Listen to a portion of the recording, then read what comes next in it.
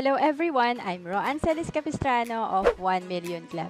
Kung bago ka pa lang sa channel ko, make sure to subscribe and hit the notification bell para lagi kang updated. Again, remember, it's not how much you earn that counts, it's how much you keep. One of the common traits among rich people is that they are very conscientious when it comes to spending. So again, eto narinig ko to kay Robert Kiyosaki.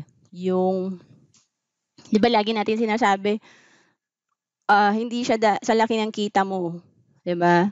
Sa natatabi mo. Pero actually, yung for me, pagkakaintindi ko dito sa it's how much you keep, eto yung itatabi mo yung pera, tapos palalaguin mo siya. So, halimbawa, may tinabi ka na 2,000 per month, naging 100,000 yan. So, pwede mong i-invest yan sa business, pwede mong i-invest yan sa kung saan siya lalago. No? Hindi lang siya yung you keep, tabi ka lang ng tabi. Napapag-grow mo kasi siya, napapaikot mo siya kasi nga asset siya. Okay? Pakitype nga asset. Yun kasi yung sikreto ng mga mayaman eh. Dumadami yung asset nila na pinapaikot nila, no? So again,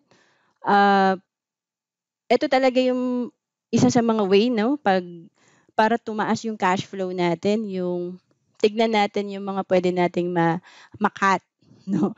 'Di ba pagka nasa company tayo, may cost cutting tayo, 'di ba? May budget tayo. So instead na halimbawa, ang dami yung piniprint, 'di ba? Naalala ko 'yan nung nasa accounting ako. Bakit ipiprint pa natin 'to? Wag na natin 'to i-print, ang kapal-kapal, 'di ba? So cost cutting tayo.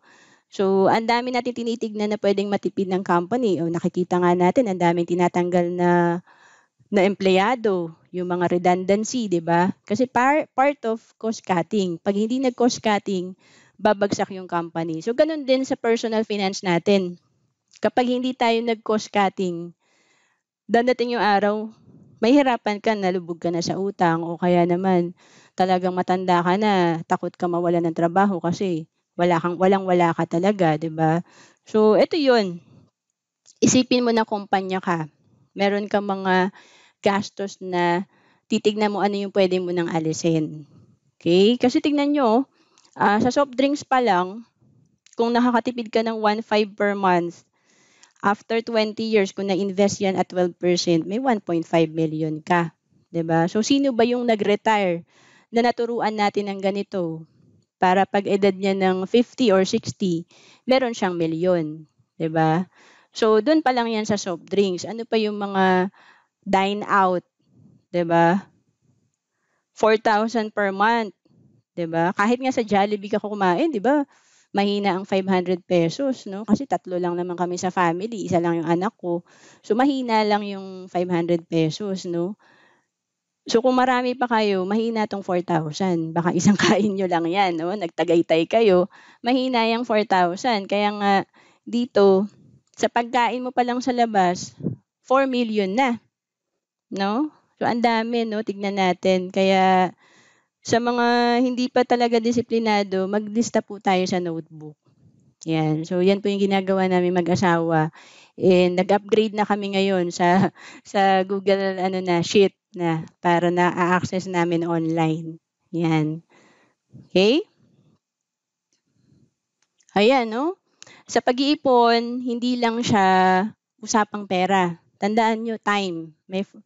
May importante talaga na i-consider natin yung time natin. Kasi like ako, no, at the age of 24 ako nag-start. Ngayong December, magfo-40 na ako.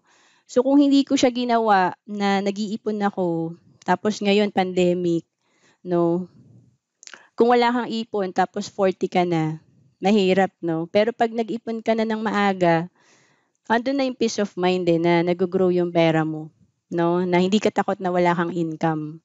Kasi time is money. The sooner you save, the better for your future. Procrastination, ito po yung sakit natin. Enemy yan ng saving. No? Pakitype nga po start.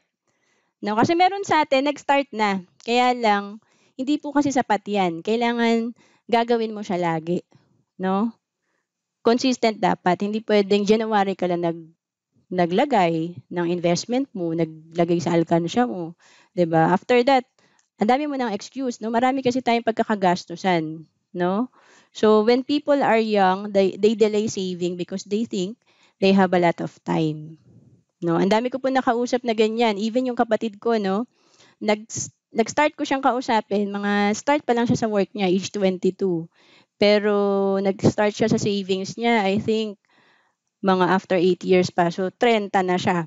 'Di ba? Imagine yung pwedeng mangyari sa pera niya mula age 22 hanggang 30. Nasa marketing pa siya, so lumaki din yung income niya, napunta siya sa sales, 'di ba? So ganun yung sinasabi natin na yung application talaga, importante.